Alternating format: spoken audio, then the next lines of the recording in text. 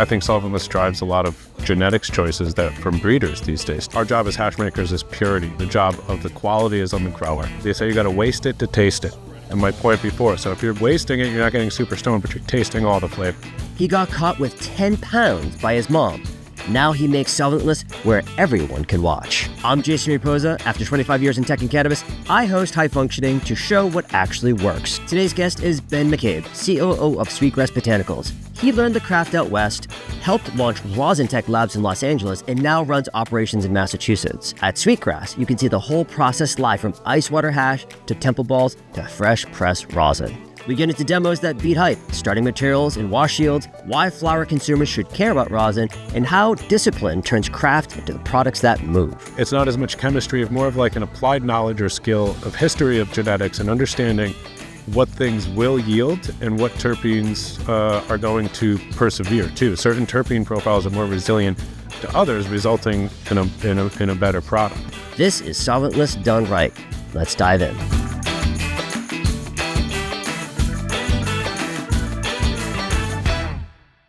My name is Ben McCabe. I'm the Chief Operating Officer and Hash Maker at Sweetgrass Botanicals in Lee, Massachusetts. Lee, Massachusetts. Yeah. You got to drive quite a bit to get here, I bet. Yeah, about 2.5 hours. We're pretty much, on the other side of the world for Massachusetts is concerned. The commitment that you had to make to be here. Yes. Well, Well, I mean, Cass was also on the podcast as well. Yeah. So, coming from that same kind of spot, all the way from Lee. Lee is basically in the border of We're like 10, 15 minutes from New York, yeah. That's insane. Do you have a bunch of Yankees fans there? Yeah, 100%. Well, a lot of Boston, the Berkshires, it's very Massachusetts focused, so we have a lot of Yankee fans coming up to vacation. Oh yeah, the peepers, the leaf peepers there. It's about that time of the season too. Yes, it is. So, and I think that's what people don't get is Massachusetts is big. Right. It's it's one of the small states. It's in New England. It's not as small as Rhode Island, right? But it's still quite large, especially if you're going from P-Town to Lee or whatever. It's just that's 4.5-hour drive. Yeah. Well, a lot of people say Western Massachusetts and they're going to Amherst or something. Exactly. You still got 90 minutes, Especially if you go to Northwest Massachusetts. That's southern. It should be southern Vermont. Yeah. Well, there's Williamstown. North Adams up there. North Adams. What's one in the corner? Williamstown? Yeah, it's Williamstown. Okay. That's where Silver Therapeutics has their store. So I think about Massachusetts as, it's a quaint little state, and we do good business here or whatever. But to do business sometimes, and you have to be boots in the ground, especially if you've got a wholesale product line yourself, you actually have to go out to a lot of these stores. And so what's the furthest reaching store you're kind of in right now? We're out. We're at a store in Provincetown, I believe. Wow. We how do you service that account? Well, we have one sales rep.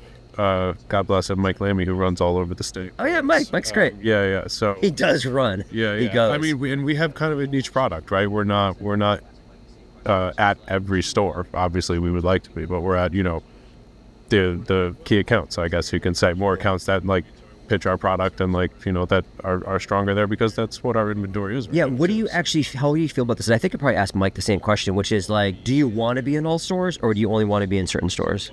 How do you look at it? Well, we have a very niche product. You know what I mean? So I want to be in certain stores that know how to care for that product, number one, and know how to talk about that product, number two, as well, to do both me and their brand a service. You know what I mean? So, otherwise, nobody's helping anybody. If my product's just sitting on the shelf, I'm not helping them. Yeah, 100%. Obviously, they're going to be upset. They're going to be get out of here because you don't sell fast enough, right? Because sell-through is everything. It is. And this product, live rosin particularly, or high-end solventless, is one of the most expensive products on the shelf. So, you can buy a gram of rosin that you're going to go home and dab, or you can buy a gram of BHL, something, that's cheaper, blasted, and by cheaper, it's half the price, or less. So what are the prices? Why are you paying so much for this? And it takes somebody who, can describe it in such a way, and not all accounts kind of service those clients. You know what I mean? By no, it's not a bad thing. It's just, some people go for high-end stuff. Other people are value consumers. And so in that range, though, you're saying if you have a BHO, what would that be called? Live resin? Live resin, yes. Yeah. So live resin and rosin. All rosin is Different. resin, but not all resin is rosin. Oh, I'm confused already. Great. So I think that's part of the problems that we have all these terms. Sure. And you're like, well, why would I want rosin for, how much does it go? What's your MSRP approximately? So we sell it at our store. If you come all the way out to Lee, all the way on the other side of the gas world, money. We retail it for $50, and I think most of our partners out there retail for $60. Okay. So retail partners are at 60. So you're saying you can get like a live resin product for potentially like $30 a gram. For 30, possibly $20 a gram, depending on the store and the discounts they're running. Right. Yeah. That's got to be hard to kind of fight or compete, I should say, because people might just be like, it's like this, it's 1 gram, who cares? That's the same thing to me. Well, but you're talking about there's specific people who are seeking obviously out these products. Yeah, well, yeah, absolutely, and the people who are consuming those products are highly critical as well. So the people consuming live rosin and these high end concentrates are also smoking out of very high end glass, right? I mean, some of these rigs are $10,000 that people are smoking out of. Like, they're not going for a value type of product. You know what I mean? You're selling. You would just run some distillate through that. Right. So it's highly criticized, right? So it's like, we're selling to the person who knows the difference between a Lamborghini and a Ferrari type of deal. You know what I mean? It's like, it's a sports car thing. It's very nuanced. Like, no, there's differences. Right. Well, there's differences. It's nuanced. It's about, hype strains, right? Is that like the big things? It's trendy kind of strains? Yeah, absolutely. Yeah. Well, in solventless particularly, absolutely. So I think solventless drives a lot of genetics choices from breeders these days too. Something that washes really well, kind of thing. For sure, and that which in turn drives the rest of the industry, right? Because now people are breeding for strains that are going to wash or to process well into solventless, and that's the main driver behind a lot of people making genetics, right?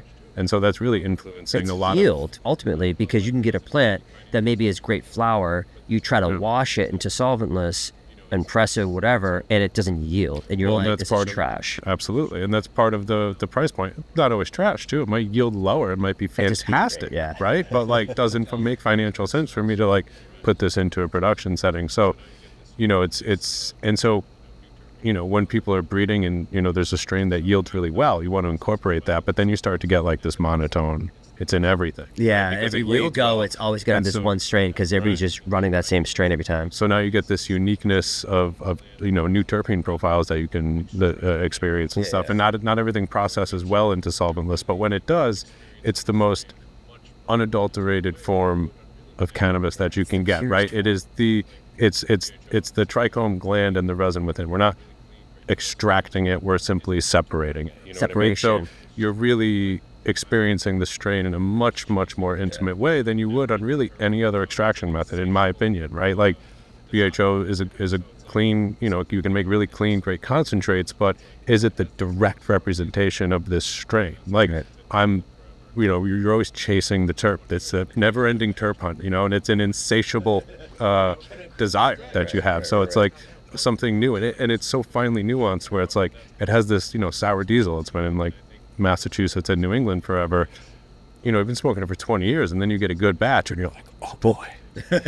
You're like a kid on Christmas Day. Right. You're like, so, this is because it's got that one nuance. You're like, this was a good batch, and that's kind of the specialty of it. And I think solventless really highlights those nuances, and again gives you a much more intimate experience with whatever particular cultivar you're processing. And not everything processes well. And one kind of thing that's unique is, we process for a lot of different people, and not everything processes at a high yield. Because you also have cultivations outside of you. You just do the hash making process. Yeah, we're only a cultivation. So our whole model is to take in material from all over the state and process it into solventless and highlight the work that a lot of the cultivators are doing, right? Because that's growers create this resin. We extract it. I'm a steward of the resin, whereas the grow is the one who actually cultivates. Right, not extraction, separation. That's the Frenchy cannoli. Mechanical separation. Yeah. So that's the Frenchy cannoli side coming out of me. Yeah. So I did a little bit of hash.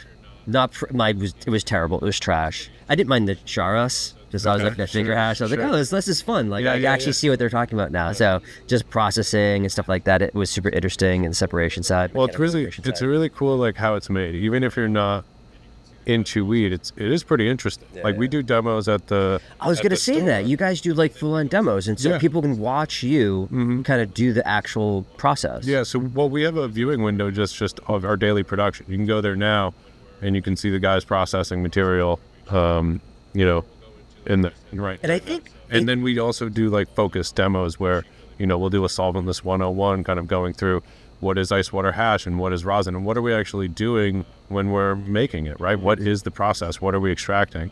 Or we'll go into, like we just had the Thank Duchess up and did a whole Temple Ball demo, and she really put her tech in there. I mean, and it was it's an honor to have her there, and it's a really again nuanced and niche market for those types of products. So it's and what's interesting is we have a bunch of people from the industry come and people who love hash, but also you'll get an older crowd who like this woman came in. She was older. She came in with her niece or whatever to get some product, and happened to sit down for like an hour and a half and was like asking the most questions. I'm like, oh, that's interesting. And like she just grows flowers. She's interested in like flowers, growing botany, whatever. Right. But not exactly weed, but she was there asking the most engaging questions, honestly. So, well, because she's probably taking it from the lens of like, oh, in my garden I do it like this or whatever, and like, well, it's just kind of cool, like you're taking the trichomes off this plant, you're like separating these things in water by size. It's very detailed. Yeah, exactly, and it's by size too, right? Because there's different meshes you have to use to be able to separate out like specific parts of it. Well, yeah. Before we go too deep onto that side, can people ask questions while they're? I didn't realize that. Yeah, so absolutely. There's glass. Yep. How do you have like a little intercom button that says? I got a mic, and then we have somebody radioing me questions. And then cool. we'll also have up on the TV like our phone. So if we're washing hash, we'll be able to scope in and kind of tell you in detail kind of what we're talking about with a visual aid on. If you can't see it from the glass, it's up on the TV as well. It's amazing. So like if anybody is looking to kind of like get into hash and try to learn kind of more about it, stop by the store basically. Yeah, like, for sure. Get some tips, right? For sure. I mean, I would say the biggest secret is there is no secret. It's like it's a very it's an open secret. It's just for sure. It's and we want people to understand too. I mean, part of it is that it's a very labor intensive process, and not everything washes well, and like it's an expensive product. Yeah, exactly. It's also it's very interesting, but it's also like it's highlighting the importance and what's actually happening here, because it is again highly nuanced. Yeah, and people are taking a lot of time and effort to be able to produce these products because it's worth it, right? It's worth it for the people who are consuming it. So I want to go deep into hash right now, but before we get there, like, where did you start your journey? You were just like... I started paying taxes in like 2015 at my first legal store, my legal place that I worked. But I've just always been, always been in the industry in a sense? I started, one thing led to another, kind of. Smoking dope kind of led to a career in cannabis. I've always been interested in like... Smoking dope, I've just always loved weed, Yeah, I like how you said that, smoking dope. So you didn't go into the crack epidemic. No. You went the other way and got a job I grew up, like, in the industry. It was still very illegal. Right, what I mean? Like, it was like, in my grandparents would be like, oh, smoking dope, Yeah. It led to... No, that's what I'm saying. That term dope itself is so archaic in my head. Right. Like, I haven't heard that term at all, which is why I was like, I immediately triggered like a Dare commercial in my head being like, here's your brand on drugs. Yeah. And I'm just like, oh, that's right, because there's a crack epidemic. And so people are like, if the gateway drug, if you consume dope, you're going to be a dope in the future, and like you're going to go down these crazy paths. Right. But your path was not that way. It was. Yeah. Well, I just loved weed. Like, I never set out to become a hash maker. You know what I mean? I was just always the pursuit of better and better weed, and it wasn't anything that we tried. But and I never thought there would ever be a career. Like, I sold a ton of weed when I was younger, and I never thought that would do anything. But hey, worked out. And you got out kind of clean? You didn't have any run-ins or anything like that? Oh, I had some run-ins for sure. Not like, I had some scary things, but like, again, I kind of came up when, weed wasn't taken as seriously. Right. There's a generation. It's more like a slap on the wrist kind of thing. Yeah. So I came up, where it was still like, I was still a criminal with what I was doing. A lot of people went to jail and, whatever. But, yeah, I guess it was a little different because, you know, the light was there. It's like, oh, California was legalizing, right? So there kind of was this thing where it's like, oh, this medical... It's going to happen There is yeah. Well, it was just, there's a way to survive without having to be a total pirate. You know what I mean? And California was doing that, and I ended up, you know, I got in trouble. My mother found the cookie jar, you know, she found my stash, which was sizable. And I got in a lot of... Sizable? What do you mean? Well, it was like 10 pounds of weed and like a lot of money. And I was like, I don't think I even had a license at the time. So, Wow. you know, I got in a lot of trouble, and, you know, she called my father, and he called me, and he's like, you know, I had some family in California, we'll say. Yeah.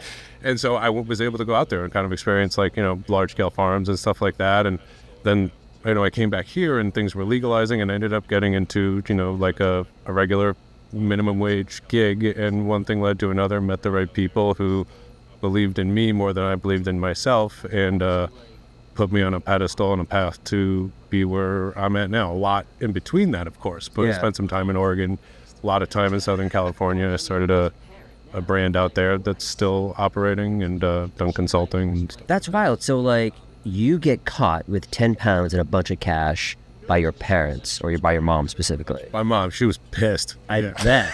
Well, I mean, as a parent now, I'm like, what would I say to my kid in that situation? Was she like, here's some life advice, get a job and like get away from this stuff? Or she was just like... No, she was crying at a certain point. Like, she didn't find just weed too. You know what I mean? Like there was, you know, so she was really worried about me. And like, you know, we would sit down and talk, and my mother was the first one. And this was before, like, you know, this is right when like weed was kind of legalized. She always told me, and she's passed now, but that she goes, "You're going to be the CEO of a weed company." She was close, COO, but Right. but I don't know. Somehow I talked my way out of it, where I'm just like, "Hey, I'm interested in this stuff. Like, I'm not doing any harm. Like, I liked it. I can't get away from it. You know, I never set out to do it. It's just always like I loved weed, and I had friends who started businesses who I helped out, and have always been in some sort of startup of like building a business. And, you know, we started out doing BHO a lot of times, you know, and then... But your dad was like, hey, California might be for you, kind of thing? Well, my dad was just kind of like, I don't get that transition. You're like, you're in trouble. Well, I got in trouble, and my dad was like, hey, you kind of have a cousin out west. If you want to, figure out how to make this like a thing. Yeah, you know, I mean, my parents were very, like, you know, just wanted me to be happy. Didn't, like, you know, they kind of let me figure out my own path. And, you know, they both, like, my dad smoked, my mother smoked, so, like, my family was very cool, you know, with me kind of, like, figuring out my own path. And, you know, I think it was kind of funny because, like, my mom was pissed, and so she made my dad called me, you know, they weren't together, and instead of him disciplining me, he's like, hey, you should give your cousin a call.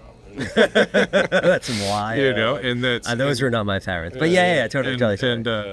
And I'm so glad it worked out, though, because it ends up, you do this West Coast adventures, basically. Yeah, I went out to Oregon for a while, still in the days of, like, riding around with a trunk full of weed, going to get cash from dispensaries. And then, you know, one thing led to another. I went down to LA, and that's kind of what started, like, around 2016, started, like, when Solventless was getting big, and I started with a company out there, kind of being, like, their hash expert, because I was doing a lot of extraction, and I had this experience of, like, you know, doing all sorts of stuff. So they gave me their equipment to, like, test out. And at first I was like, this sucks. I was like, I don't want this press. I can work. It's a waste of time. Yeah, exactly. And then, you know, and then it developed with, like, pressing hash and stuff like that. So, and then I moved down to Los Angeles and helped start a brand, Rosin Tech Labs, that's still operating. And we were, you know, fortunate enough to win a few awards. And, you know, after that I won a few independently on my own, some that, you know, I'm pretty proud of. Because that's the interesting thing about those beginnings.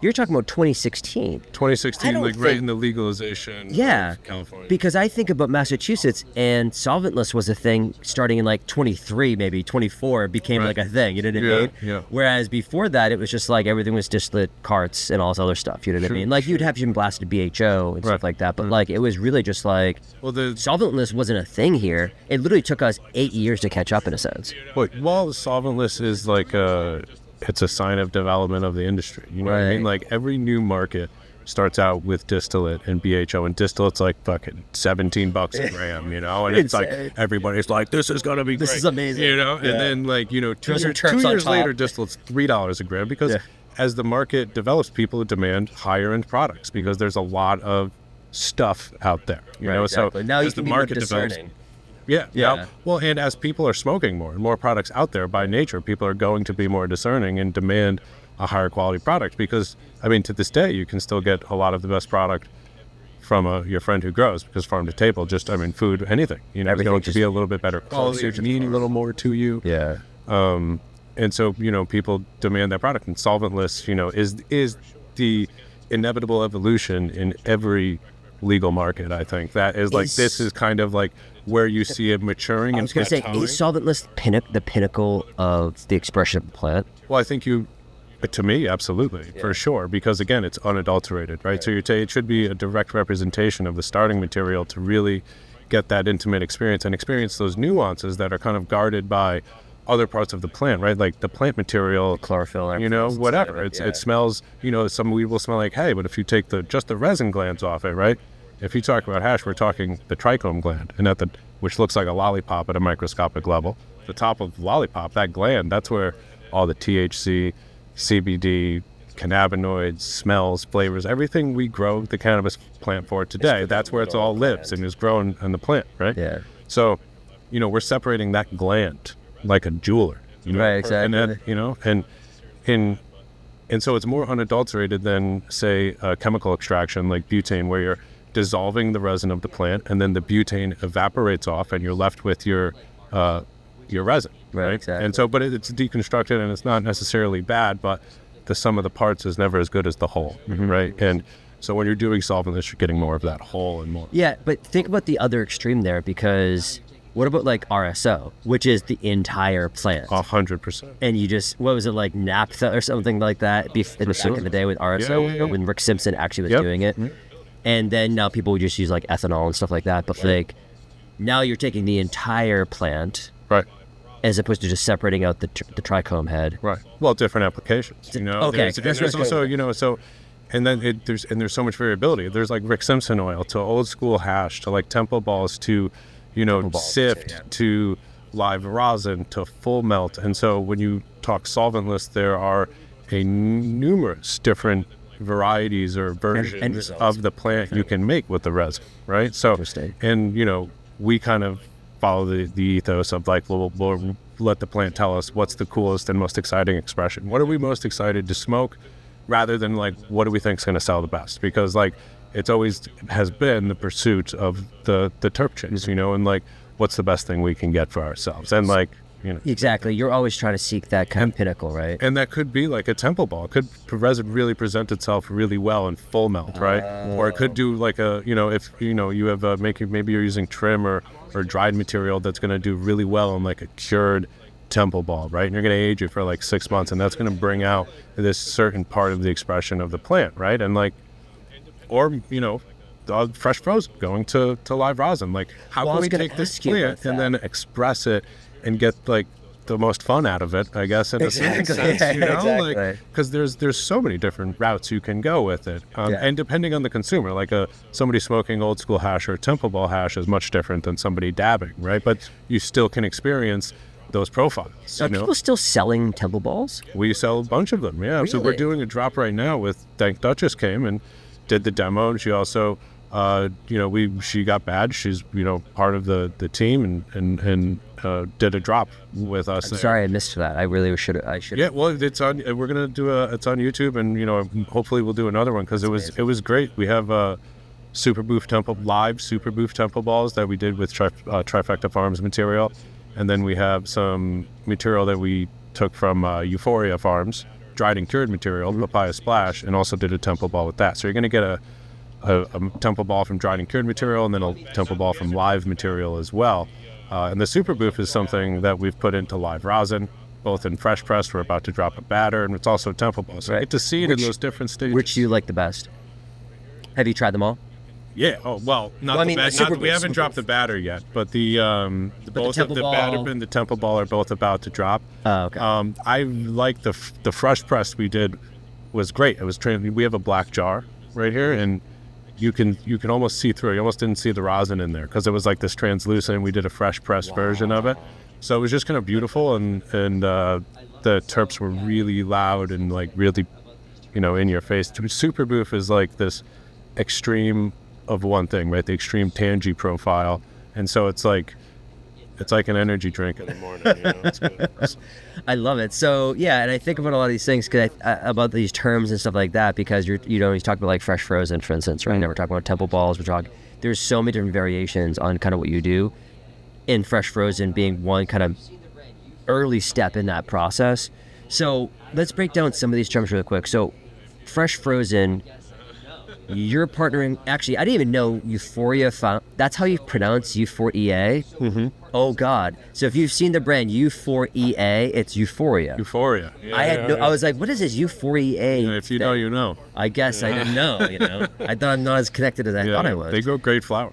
So provides quite a bit of euphoria. So when you partner with somebody like that or Trifecta or whatever, and you're just like, all right, we need fresh frozen. So fresh frozen, is it we kind of we partner with different farms, and I like to leave a lot up to them on what they like. You know what I mean? I'm not a grower, and right. I've tried. I'm terrible. You're in good company. It's and they have their favorite, right? They're like, you gotta wash the super. Not everything processes well, but we usually find ones that work. What I'm really saying though is that like the fresh frozen side, like, so just to break down that term, you're talking about, is somebody getting up at the, like, bringing like a cryo fridge with them, going out into a field or, outdoor or indoor, like going down 2 a.m., surprising the plants, cutting it and throwing it in a cryo? You know what I mean? Like, because you're trying to, like... I don't think you have to surprise them. Okay. They're pretty willing. But you know what I mean? They want to be hash. I'm convinced. Oh, you speak to the plants, you're like, yes, turn me to hash. Certain strains don't. I like it. Yeah. But that's the thing. It's like fresh frozen. It's like you go out and you have to actually harvest it, and then right away you got to throw it into what? Cryo or something? Well, you don't have to do cryo, right? That's a common kind of mistake early on, right? If you do think of like a soda can. If you freeze it real quick, it's gonna pop and expand, right? So think about the cell walls on the plant material. We want to avoid chlorophyll. So if those cell walls burst like that in really cold temperatures really quickly, you could have troubles in the wash, right? So you want to be delicate with it as possible. Slower freezing then. Well, just regular freezing. You don't have to be slow. Just put it in the freezer. You know what I mean? Put it in the freezer. Close the door. If you have a -10 freezer, you want to chop your buds off, put it in a bag, drop it in the freezer. Are you doing like whole colas, or are you just doing like all the buds? Yeah, everything. Whole colas. I mean, depending on the farm and the business, right? Some people want to take their colas, sell that as flour, and then they're going to take this, and like how they allocate the material is different every time. Yeah. If you're into cannabis, entrepreneurship, or just like hearing from people who actually build things, check out High Functioning. It's real talk with founders, operators, and big thinkers. No fluff, just game. New episodes drop every Friday, and you can subscribe and listen at highfunctioning.show. All right, let's get back to the show. And so when you get it though, are you getting it frozen? So we get buds. Like if people are doing fresh frozen, they're taking a plant, chopping it down, cutting the bud off, putting it in a bag, and freezing it right away in about -10 degrees. Nothing like crazy, immediate, or slow. And then we take that material and we put it into an ice water bath, right? And remember, the trichome looks like a lollipop, and those trichomes are on all the plant, and they're frozen, right? And so you're gonna leaf, and off of these leaves, or off of the flower, really, the flower component. But there's also trichomes on leaves too, right? Yeah, the trichomes grow all over the plant, right? On leaf, primarily on the bud, but on a ton of leaves too, like sugar leaf and stuff like that. And what does it mean, actually, before you go down to the separation part of it, what does it mean to have like a secondary metabolism? I've heard that term before. So it's like the plant itself has its own kind of growth, and then the trichomes are almost like it's like a secondary thing. Have you dived into that stuff at all? The science of that? I have not. Oh no. I've heard that term before. I was just curious about it because I mean, it makes sense. Like, we work separate. We work of all, like, I have no extraction or chemistry background, right? Like, solventless is all of like an applied method or skill. So like, it's, I don't. Was it bro science in a sense? It is. I was going to say that. Yes, I was going to say that. I have a degree in bro science for sure.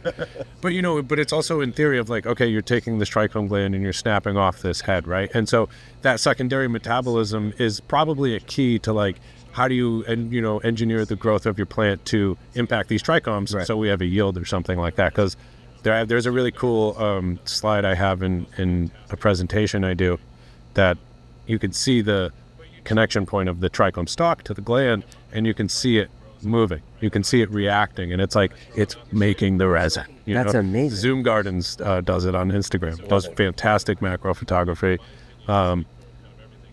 But you know what I mean? Because the plant is a byproduct where the trichome grows on, right? It's not like the trichome's growing out of the ground. Right. It's not like you're not smoking the cellulose in the plant or the chlorophyll. And so you want to feed like, in my opinion, as like for kind of everything, is you want to just give it what it needs. You want to give the genetic what it needs, the plant itself to grow a healthy structure, a healthy stem, a healthy bud, so that the trichomes on there can then grow to their full development and nothing's getting in the way. You're not forcing it. Less force, more flow. You know what I mean? And kind of like the genetics do the heavy lifting, right? You know, and it's up to the grower to like get that out of them. And like certain growers do better than others, of course. And this isn't like trichomes exist in other plants too, or something like for that. sure. It's trichomes, like tomatoes or something like that, or again, bro science doesn't cover that department. But I do know that cannabis is one of the only plants that has like exterior glandular trichomes that stores its resin. A lot of trichomes are just a lot of trichomes just look like a hair pistol. Because I was going to say it's a pistol, right? Because that's what I think of when I think of tomato plants. You see it on the covered stems. in them. Yeah, right? when you see it on the stems coming up of that, I assume. Because then it'll actually like replant itself. If you can do a cutting of a tomato plant, pop it in the ground, and it'll grow roots right there. Well, the trichome, the function of it on the plant is for pollination. Right. There's a lot of different functions of it, but it captures the pollen, sticks to that. It's also like, almost like a sunblock.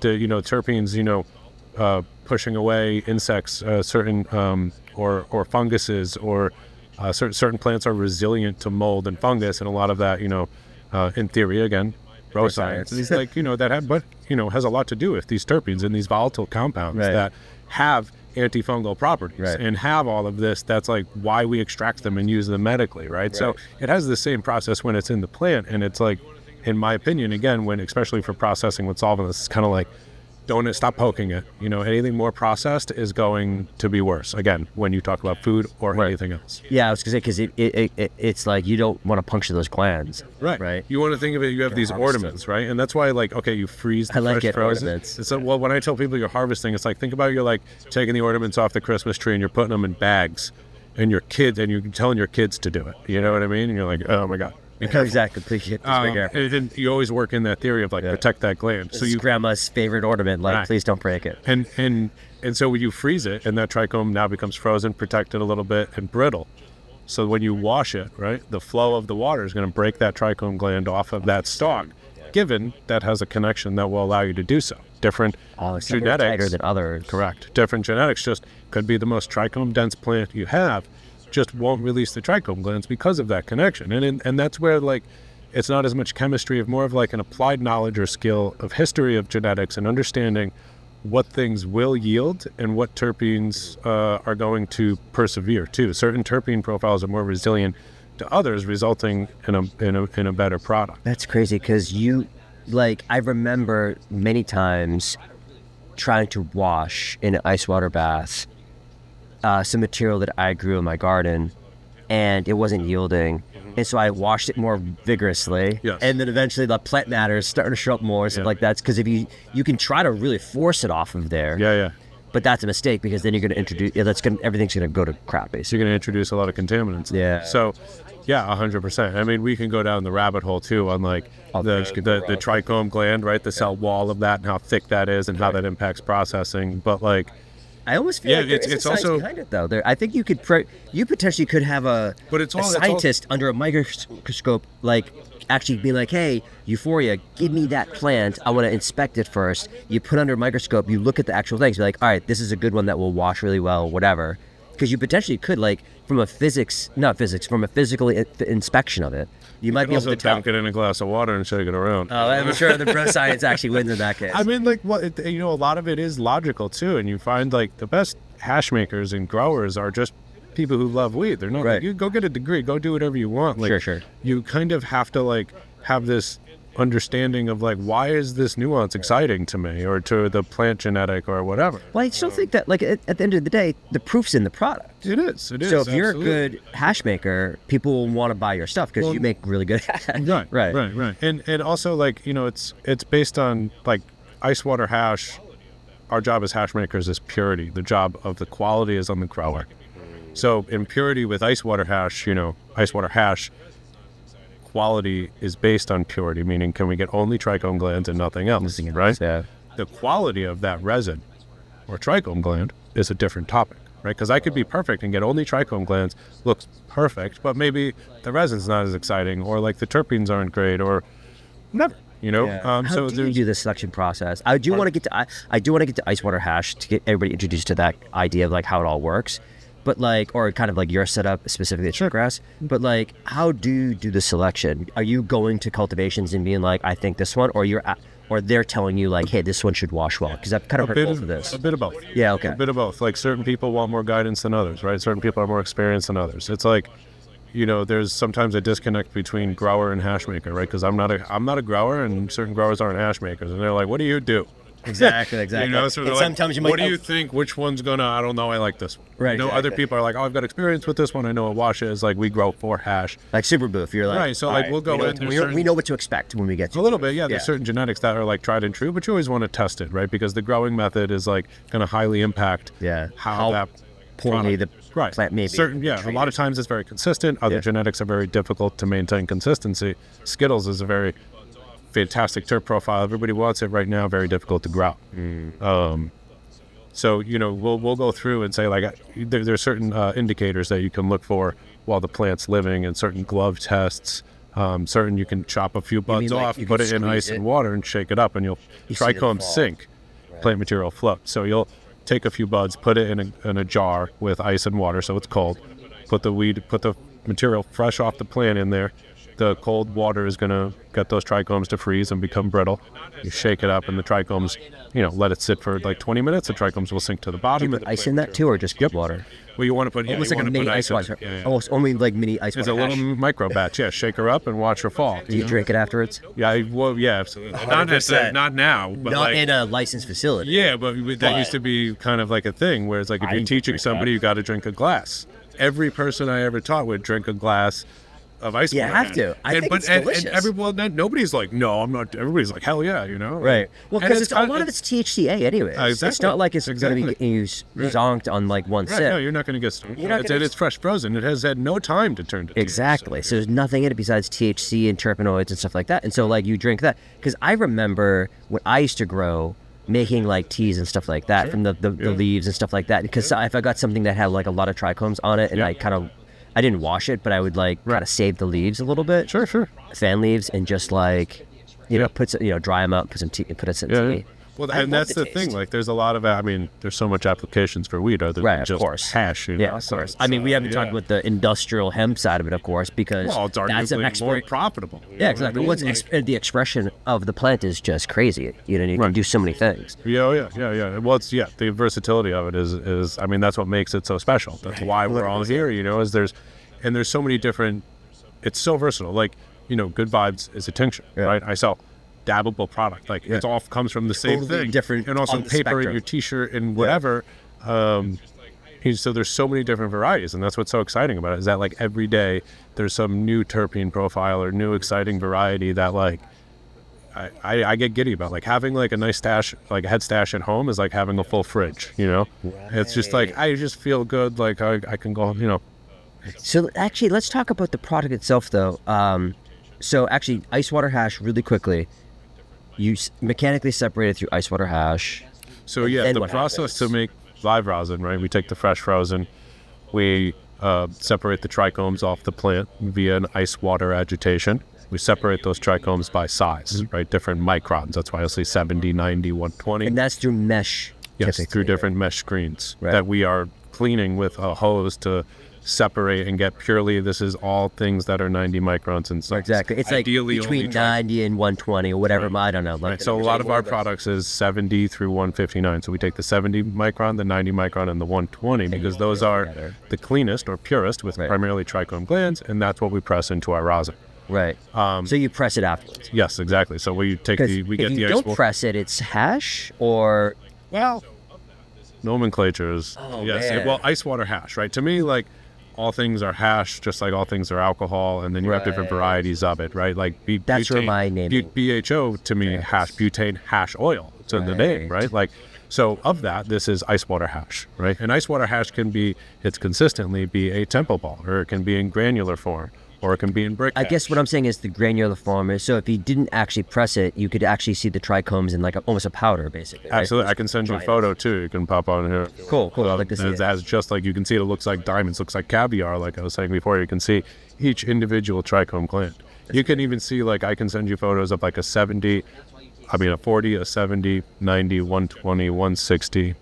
It just selections, and you can see the difference. The trichomes, the presence of trichomes, and then the presence of other trichome stalks or even contaminant or plant material or whatever. So that's why you take 70 to like 159 is because those are generally the cleanest. The cleanest version. Yeah. And that's what like has, you're also talking about different types of trichomes and different ages of trichomes. So some are super like the 70, 90, and 120, they might have slightly different characteristics from the strain because as a trichome's growing, it's developing terpenes and all these other things. So the 120 might smell slightly different from the 70. So if people want to be really... Because it had more time on the plant to actually develop into the thing. But there's also multiple different types of trichomes, right? See, that's where I'm getting confused. Because I was imagining like you got this little gland and it just keeps on filling up with that same kind of... That is part of it, right? Yeah. But then you have other trichomes that are typically larger than others. Like you have a capitated stalk to a capitated stessel to like a bulbous that sits right on the leaf. There's multiple different kinds, right? So like... That doesn't even sound like real science. That sounds like real science. Well, it is real science, but like there's a part of it that like I don't understand either. I'm like, I don't know. Check out the 70. Exactly. Check out the 9. And that's like,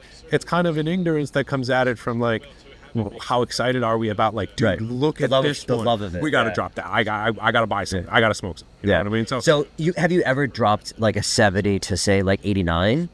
Not yet. So like certain... Or is that too small? Well, to have it make sense, like I wouldn't be able to... I don't know if people would want to pay the price that I would have to sell it at to remain profitable. Right. Because you have testing costs per batch that you do that. So right. We do a lot of small batch products where we might only have 100 to 150 to 200 units, right? And testing cost is what, $500 roughly, $450? Depending on the... So now you're talking $5 per unit that you're paying. And then you talk about, okay, can we wholesale that product? Can we retail that product? And what is the market demanding right now for those? So it's very difficult, to do just that, right? We'd have to put out something where the market demanded it. And like we're getting there because we're starting to be able to process slightly larger batches. We're finding stuff that processes well. As we've been processing for a year now, we're identifying genetics. Okay, hey, this one does yield well. This one does present well in just the 90 micron because it might yield well, might be fantastic rosin, but it's not going to make good melt. Exactly. Certain strains are going to be like, oh my God, the 90 micron on this is melt. This is like true 6-star. I was going to say, do you, we're going to get to the stars in a second because that's super confusing. But do you, when you stars, I know, it's crazy.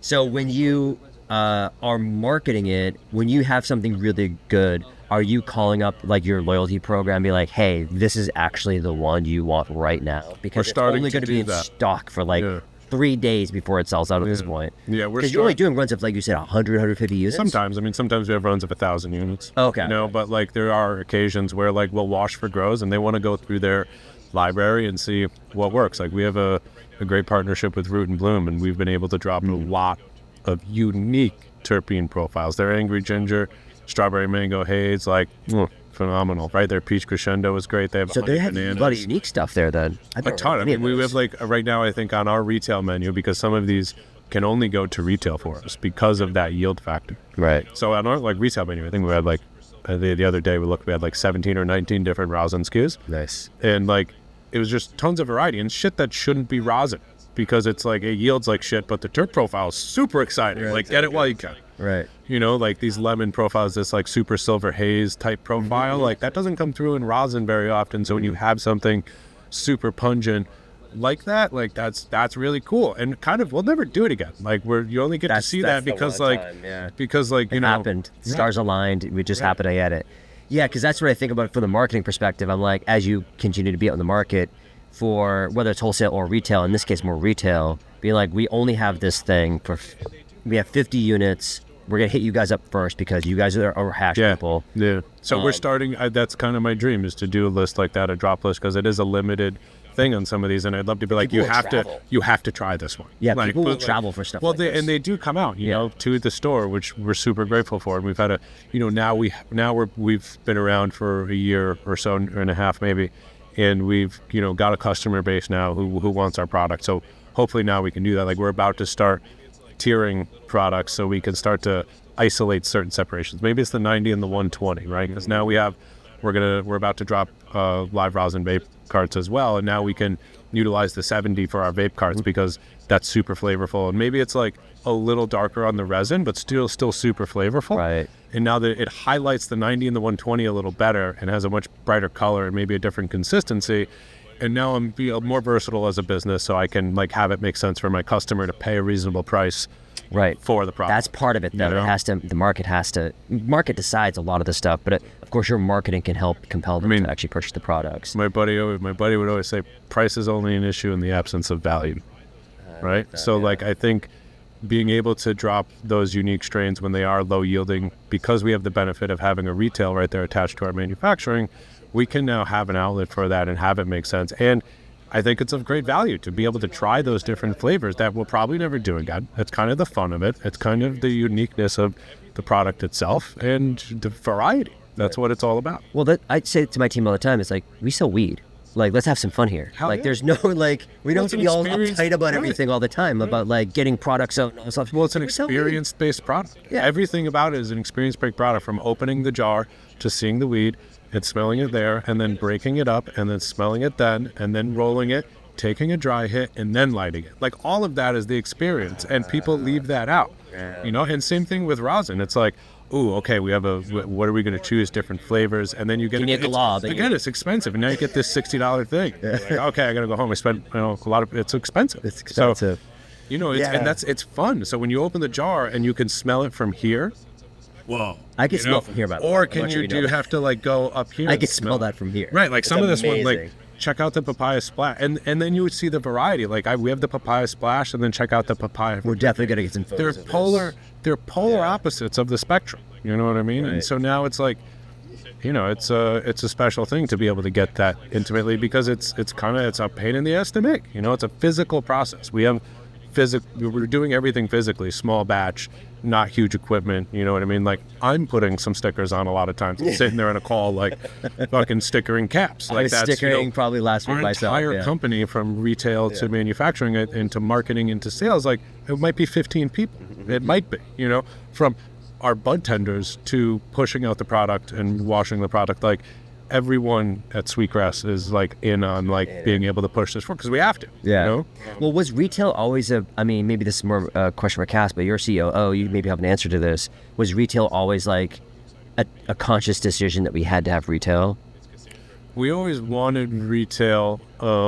I've always lived in the world of manufacturing and, always wholesaling and doing back end work like that. So having a front facing retail was always exciting for me. But I mean, this is, it's Cassandra who had that kind of vision for that, you know, and as she had that vision too, I mean, I was kind of blown away, because I'm not I wasn't, I have a lot to say, and we talked about a lot of stuff, but that's really that whole retail space is a product of Cassandra. And like, it's really, I've always said, as we were kind of like building it, talking about what we're going to do, is like, let's just do what we want. Let this be an interpretation of weed through us and how we experience it, and put it out there, because we didn't see a lot of dispensaries. We saw very few dispensaries that were in line with kind of like our culture of weed and like the ancillary products, and also like the education aspect and the psychedelic component. Like, weed is a psychedelic, you know what I mean? Like, it technically is classified as a psychedelic, and leaning into the education of, those other things of that. Like, we have a whole book section, book nook kind of, where you can sit down and read and do that, and provide education and sepsis pipes and sepsis like pipes. a big chillums, like old school hash culture, because right now, again, we focus a lot on contemporary live rosin, but where this all started, there's a whole different culture behind it from the 70s and 100%, and like, that's a little bit lost, and we have a lot of really unique stuff there that's dear to Cassandra. And like, again, like, what she enjoys is hash, and like, what is a great, it's kind of having a renaissance too with like the temple balls with Frenchy cannoli, God bless, rest in peace. There's a lot of people carrying that on, like the Dank Duchess cherry blossom, and like, now we're getting different solventless hash and these really high-end temple balls that smoke really well in the chillum, that are like a totally different experience. Like, it's kind of like a dab, but it's not as focused on the nuances of like each flavor spectrum. It's like very you're aging this hash, so it's a different effect and a different experience of consuming the plant, which from all these different products, like it's so well, versatile. When I think about it, back when I was kind of in that world, first and I tried not to get too over my skis on this one, but like, no, I literally tried. One of the first things I did was try to do ice water hash, and it was to Frenchie's videos on YouTube, which I think are still it's such a gift to the world to be able to capture those videos. I learned everything from people giving out free information. So that's why we do that there too. Like the biggest secret is there is no secret. Like it's so totally genetic dependent for particularly for solventless, and like there's a wealth of information out there. Frenchie being maybe the biggest source of wealth. You go to his website, there's a bank of videos there. You can learn everything you want. Right. Like when I 2015 to 2016, I'm like a child of nicotine, and this guy Rosin Ryan, I don't think he knows it. I know Rosin. I follow him. Yeah, so Rosin Ryan and like nicotine is like the original solventless kind of front-facing brand with essential extracts, and taught an enormous amount of people how to make hash. And Rosin Ryan just putting out free information on Instagram. Right. And if you know enough about weed and just like, oh, that's what a trichome looks like, and that's how you're separating the resin, like it's very easy to decipher what's going on here. Right. And so that's why when I had those videos Frenchie was putting out, I was like, and he was actually supposed to come, I think, to Solar in he was supposed to visit Massachusetts, and then COVID hit. Wow.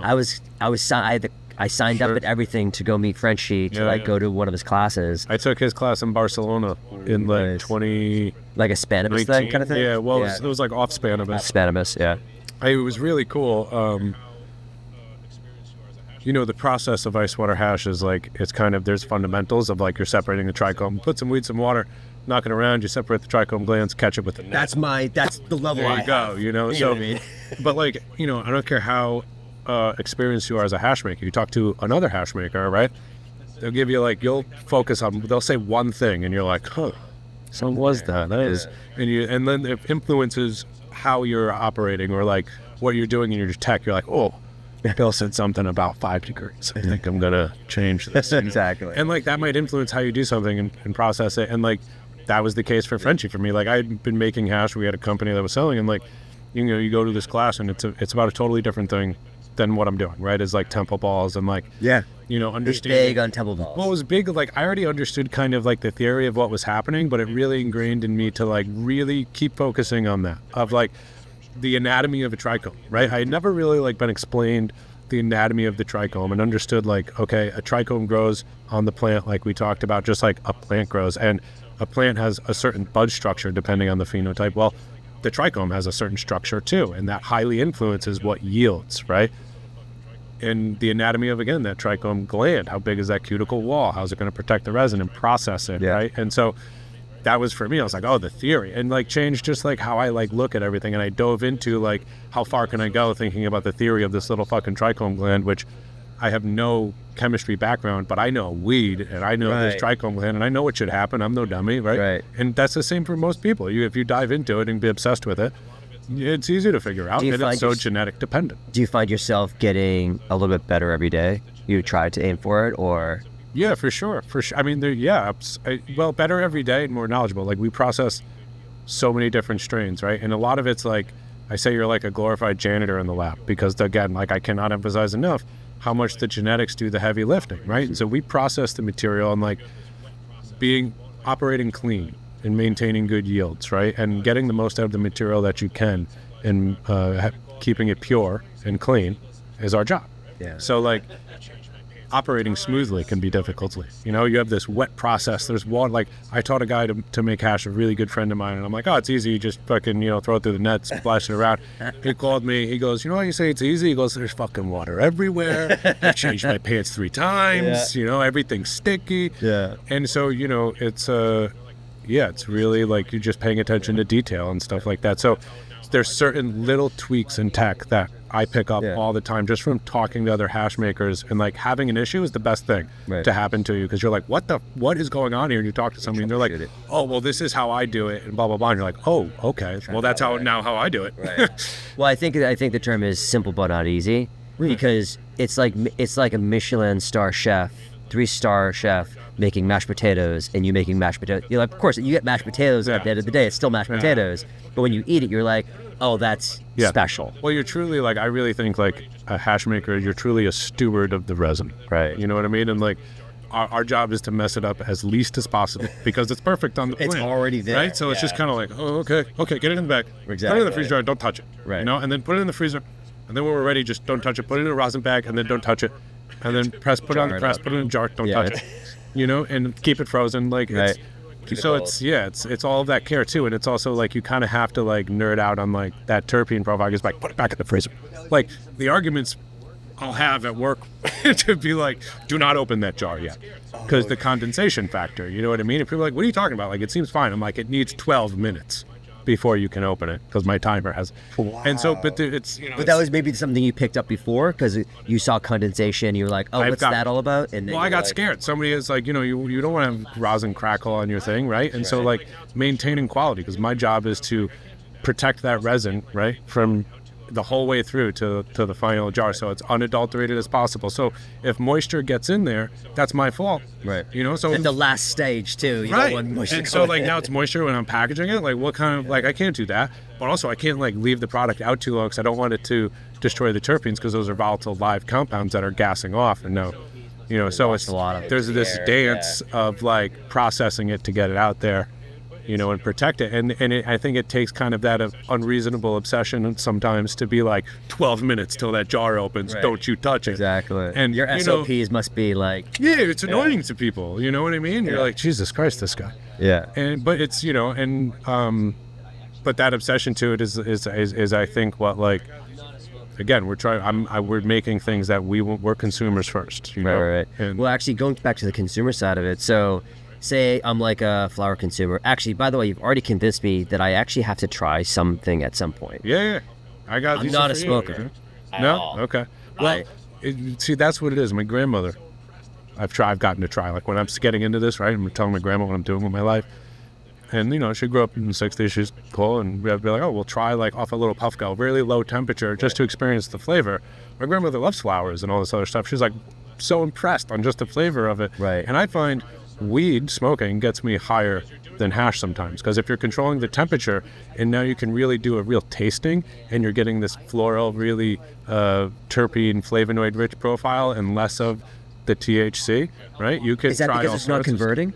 Right. Yeah. Because you're doing it low temp, right? Because if you're converting, it's just time. Because I think that's my biggest problem. And people are like, you go to a conference, you get pre-roll stuffed into pocket. Like I'm walking down an aisle, people are like, hey, you gotta try this and stuff and things. And I'm like, cool, thank you so much. But pre-roll should be smoke.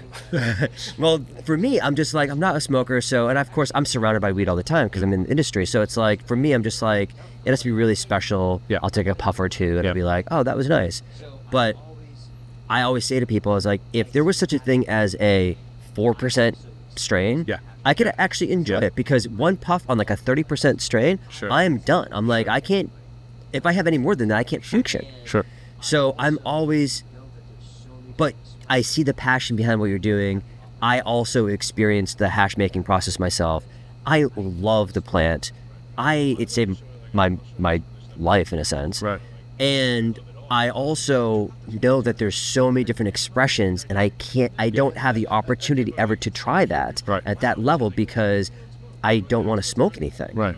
Well, I love to show, like, I'll show you some other stuff I have too, just flower. Like, I love it all, and I love to just be like, check out this one. See the thing? Did you smell the Nigerian haze in that? And, then you're like, and people are like, certain people are like, wow, interesting. Yeah. Even if you don't smoke, you know, and that's what's kind of cool about weed is that, like, I think it is like, to me, it's fascinating, and I don't see how it's not to anybody else. No, it's super fascinating to me too. It's just that, like, I can't ever experience it on that level because it's always the THCs. Well, I think that's a huge mistake, because I think that's a huge misconception when talking about dabbing, is that you have to melt your face every time. That's okay. So let's start there. On the consumer side, a person who may be a flower consumer, they take a couple puffs, they enjoy it. What do you recommend? Like, where do you start with these people? As far as like to get them into like hash or solventless even. I mean, so it's a financial, commitment in a certain sense. I gotta spend $100 at least, but there's tons of electronic devices that don't include a torch or something like that, where you can really Well, start let's get to to this. So, because we were talking about torches, right? So it's like you can get a crazy dab rig, a $10,000 dab rig, but now you've got a butane torch, Right. And That's you've got the this best thing. way to do it. It is. Well, so like one day there's going to be like, you know, you go to like a winery, Yeah. you're part of the winery, you spend 20 grand a year, and now you have access, right? Same thing with like weed. It's going to be like, all right, you know, taste everything. It's going to be the same. It's going to be the same to me, and they're going to taste it like this. But like with a torch. I'm and, like, 100% going to get canceled for this, but if you're carrying around a torch with you, Yeah. you look like you're smoking crack. breaking the law. But you know what I mean? Like, it's just like, okay, you want to smoke some? All right, we'll smoke some. It's And a somebody's like, conversation starter, we'll say. Yeah. and then you bring out this torch, you're like, Well, I think, you know, perceptions, you have to present well as well. You Of know? course, It's like, of course. But I think, like, you know, you talk about it, like, after, that is the initial, what's fun about it is that is the initial impact. right. But talk to me. Let me tell you why you're about to try it. Right.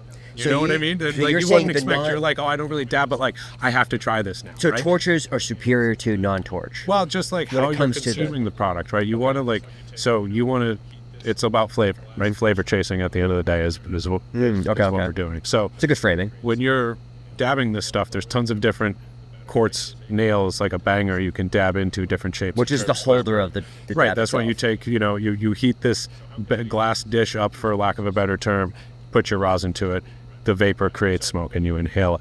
Well, the lower the temperature, the better, right? They say you got to waste it to taste it.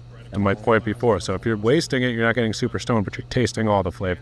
So how can we... Because the terpenes also so volatile. Right. Those are the first to leave. Right. So when you're dabbing, right, you want this material to spread across the glass as much as possible when you're blowing it around. Like, you ever take oil in a pan, blow on it, it smokes, right? So same idea inside your banger. So there's tons of different structures of bangers on how it will provide airflow to spread that oil There's like around little the banger beads and stuff like and to that. create more vapor at lower temperatures, converting both, you know, terpenes obviously, but THCA to THC, in turn getting you stoned, right? Right. So like that's kind of the process. But if the higher temperature you go, the more stoned you're going to get. A hot dab is going to ruin you. You know, but if you take a much lower temperature dab and move it around, and that's why, like with a torch, you can, and a temperature gauge, you're going to say, okay, like I dab at 510 for rosin, 490 for melt, right? And now I know that, and I can experience that, and I dab it, and I can go a little lower, right? Like say I was set up for you, and you're like, dude, I can't get too stoned. I want to taste it. I want the experience. I'm like, all right, cool. You'll hit it. You'll get a ton of flavor, and you're not going to be that stoned, right? And partially because you're not smoking plant material, it's like pure resin. There's less. You're going to be less lethargic and stuff. So as well. when a consumer first comes, so a flower smoker comes in, they're like, I like, you know, certain strains, whatever, and you're like, have you tried a dab before? Because it's almost like a pop-up. Yeah. Think of a pop-up. Person walks in, goes to your booth and says, hey, and I know Mike obviously probably does a lot of these, but it's like, how do you get a flower consumer to So the most try approachable is like a Puffco or a Carta. That are the electronic devices where you put it into, you press a button, pricey though, right? It heats up. So they are pricey, but they're starting to come lower. So Puffco and Focus, I think Focus sells one for under $200, which is still pricey. And Puffco, I think, is like $130 for their little device that has a dish and puts airflow in there. And now it's the size of kind of like a larger size vape pen almost. Right. And now you can really have a dab experience on the go. Right. There's, you know, if you're really into this, you'll never beat the nail and the torch because of that specificity of how you're controlling the temperature and torching up in this specific quartz that's retaining its quality and not degrading over reheating and cooling and reheating and cooling. I mean, you're also, every dab you take that banger off, you soak it in ISO, you clean it off perfectly for the next hit. I mean, it is the kind of it's a commitment to get into that. Right. But like, again, like if you were to go to a winery in the future where people are, you know, you're part of it to get your weed, they're going to be like, all right, we're going to set you up with the perfect experience. And this is how they would do it. You know, they might heat it up differently with like some hot airflow so you don't see a torch, but heating that banger up in that kind of like aggressive looking way of consuming is kind of the pinnacle of the experience of smoking a cannabis product. Is that why pieces have to be so large? Is because the quartz, you want it to like come cool down? No, well, sometimes you want them smaller too. I can't comment on like why you want different size. I mean, to me, it's art and then function of the flow of the of the material and how you're able to get the airflow through the banger itself too. So if you're have a certain like heady rig, maybe it'll have like a little worse airflow, but it's fucking cool. Right. And then you have some scientific glass that just is not like the most headiest, coolest thing, but it's like functioning really well. It's recycling water and doing whatever. Wow. But I'm more focused on the banger. I'll smoke out of a $20 glass pipe but put a $400 banger on it, Wow. Because that's the part that's touching your product. Everything else to me is like airflow. So, I mean, there's, there's the ideal scenario, but at the end of the day. Well, because you hear about rigs that cost like $10,000 here. For sure, yeah. What? You can get into them way cheaper. There's rigs out there for $100. Don't let anybody convince you that it's not a good rig if it's only $100, So there's a financial commitment to it. So basically, getting a Puffco, getting a great way to get $100 rig. Those like introductory level electronic devices are great. The best way to experience solventless is probably through a vape. You can get pre-filled cartridges. We're actually just about to debut our cartridge line. That has the total terpene profile and everything in a vape cart. And if you like that, like you'll notice the difference between a distillate cart, right, which is just purely THC and added terpenes from an orange or something. Right. And then you experience a solventless vape, you'll see a clear difference of the entourage effect, the flavor that's actually weed. And then, like, I think the next evolution is to like, I'll try a gram in like one of these electronic devices. You can get other ones for like $30, but with the way I want people to experience it, I think like the Puffco or the spend $130, $150. It's just such a great experience. Like if you have and like this is $60. So like if you want to spend $60 on the most expensive, make it worth it in my mind. Don't you're as strong as your weakest link in a certain sense. We're talking about that. So see it. So for your recommendation is start obviously with a piece of equipment, make a financial commitment for the equipment, but also obviously for the product itself. And then obviously if it's a Puffco, there's instructions with it and stuff like that, so you'll know exactly what to do. Like, are you doing fat globs and stuff like that? Like, no, you can do a very tiny. I mean, we talk a dab like a grain of rice. You know what I mean? You can do in there and wipe it around. I mean, there's also there's things like nectar collectors that you can use that are maybe $30, but you're putting it into the rosin and moving it around, and now you're heating up the rosin and you have leftover heated up stuff in your $60 gram. So it's a little like to each his own. Like if you want to go that route, but I think the highest experience of something like that is more of like you're going to put the dab into the chamber. It could be as small as a grain of rice, heat it up, then you Q-tip it out. Clean it, and so it's fresh every time. Right, exactly. Because that's the point of something high-end like that. But there's also tons of different ways to get into solventless without having to go straight to live rosin. Like you can get granular ice water hash, right? We have temple balls. We have all sorts of other things that you can sprinkle in a joint, like the Super Boof temple ball coming out. Like if you like Super Boof but you're not a dabber, try this Super Boof temple ball in your joint, or in your bowl or something like that. It's super flavorful, super potent. I mean, it's fantastic. Well, they have things like dablicators too, right? Absolutely. Yeah. Well, that's like in a syringe kind of. So you just click it and it kind of puts. You'd have to manipulate the rosin a bit to make it work in that, but 100%. Okay. So it's it's the most complex. It's like it's the final boss of weed getting in, I guess, because as you continue to level up, you're like, I really enjoy this, and you kind of get to the pure kind of parts to it, and then eventually you get to the final boss. Well, it's always like, you want the best you can. I mean, that's what it was for me my entire life. It was always like, how can I get the best? Like, I want the best weed in the world. Because you started with flower, I'm assuming. Yeah, like everybody. Well, I still smoke a ton of flower. But you know what I mean? That like you didn't start with like, oh, you got a dab. Right. I started with flower, and then my buddy showed me this dab, and I'm like, fuck it. What? What's that? I was like, what's this? And he's like, you can make it at home. Go get a can of butane in a metal turkey baster. And I'm on my back porch, like, try, and then like straight from there. And then it was like slightly sticky, and I'm like, throw it on the nail. Yeah, like, don't do that at home, kids. Yeah, no BHO at home. Don't do it. Don't do it. You will blow up your house. Edit that part out. Yeah. But no, I mean, we did. No, but that's the reality. That's what people would be doing. And I think there was. It was chasing the dragon, like for sure. Yeah. I like it.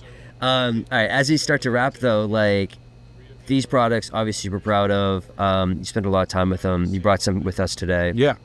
I guess, we talked a little bit about, like, what these products are and then what's coming in your lineup. These that are on the table here, 3 of them are from a collaboration with Euphoria. Sam over there is a young guy and a wizard with grows great resin. We have the Papaya Splash. We actually took second place in Solventless at the NECAN Awards just recently, Cup of Champions. There's Cherry Whip there from them as well, and Zope. And then the other one there is papaya from Picnic. So the papayas. I know Picnic. Yeah. Yeah. So that's Picnic Ezra. grows. Yep. Yeah. Has a great guy. They grow specifically for fresh frozen. They do a variety of other things, but they grow specifically for fresh frozen genetics and stuff like that. So a lot of people will source some of their fresh frozen from them. Excellent. And we partnered on some of their papaya. Fantastic. But I brought these because, like, you'll see, you can smell the papaya splash and the papaya, and I don't care who you are. If it's your first time in weed, you notice a clear difference, right? Whereas, like, the bag of weed is kind of like, it smells like weed. But all of these, the cherry whip to the zope to the papaya, are all, like, slightly different terpene profiles. Like, if you want to smell one of these or so, they're... Yeah, we're going to grab one. We'll grab those. We'll do a quick demo at the end. But yeah, Euphoria has been a fantastic partner. They grow great resin. We've done 4 altogether. We had the pie dough, which might arguably be one of my favorite that we've ever dropped.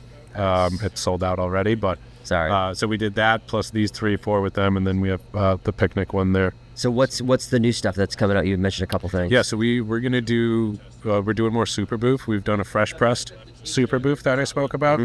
Now we're taking the 90 and the 120, elevating the rosin a little bit and doing it in a batter form. It's beautiful. Is it up for testing right now? Or? It's out for test. They should be going to testing depending on what time it is. Okay. If the team's doing their job. Triple M picked it up.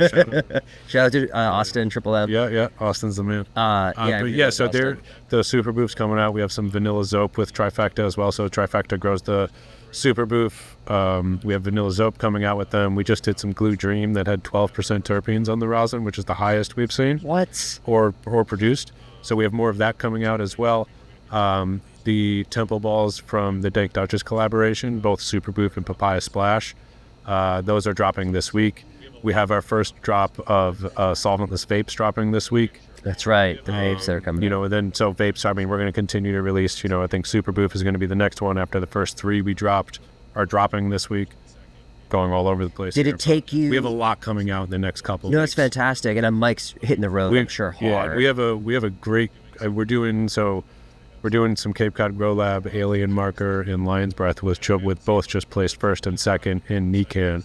That's processing this week. Really excited for that. And then looking farther down the line, doing something with advanced cultivators. They have some Terpogs genetics that are going to be really cool. And I haven't seen much from them, so I'm really proud and excited to see what their material produces. It's fantastic. Looking fantastic. Yeah, because you're not going to know until it washes, right? You never do. That's part. Well, I'll do consulting jobs sometimes, and we spend a bunch of money on their lab, and they've got weed growing, and they want to see what processes, and you fresh freeze some weed, and you put it in the water, and you kind of always look at them like, I hope this works, Exactly.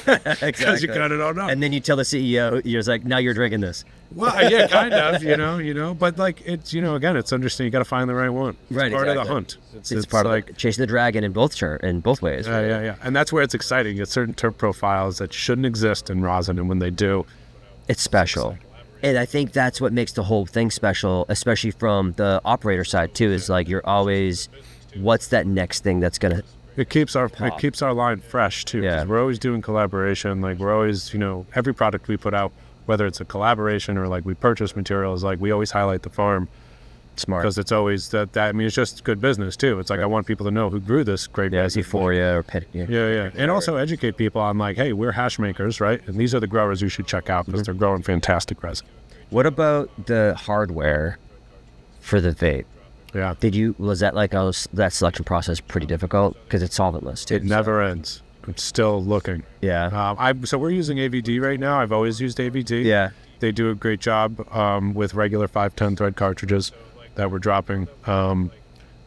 They do a great job. I think there's other people on the horizon that are starting to do like postless ceramic, but it's hard to find. It's hard to deviate from what I know works. What works, it's so good. like we're like now that we have like we're producing and I like can test out different stuff because what it takes is like testing out the same strain in different hardware because it's so strain dependent on how it's going to react, and then once I find one we're like, all right, this is the best one, I'll apply all strains to that hardware. And I don't really think about the hardware side of this stuff, but like, is there ways to like, can you configure a device to be at like 490? Well, they do it by voltage. I would love if that was the case. I think like if you have an all-in-one unit that has a battery attached, you can critique it. to what it's going to heat up to, right? I'm more thinking about like not, I guess, disposables for lack of a better term, or whatever the thing is where you have like where you buy a whole vape.